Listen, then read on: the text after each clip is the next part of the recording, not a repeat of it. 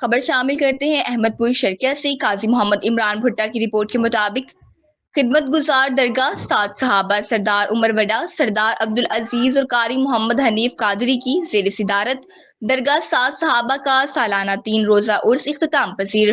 اس موقع پر پیر سید منظور حسین شاہ، پیر سید شبیر حسین جلالی، ضلع نائب امیر تحریک لبیک پاکستان مولانا عاشق فرید مہروی، مولانا عبدالغفار سعیدی و دیگر نے عرس مبارک کی اختتامی نشست سے شہادت امام حسین علیہ السلام کے عنوان پر خطاب کیا، جبکہ ثنا خوانان رسول محمد عرفان مہروی، ملک نذیر شاہین، حافظ محمد شہباز نے گلہائے عقیدت کے خوبصورت پھول بکھیر کر محفل کو مزید 4 چاند لگا دیے۔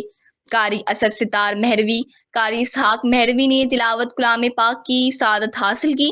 آخر میں پیر سید غلام علی شاہ اور پیر سید شفیق شاہ نے ملک و قوم کی سلامتی کے لیے خصوصی دعا کرائی۔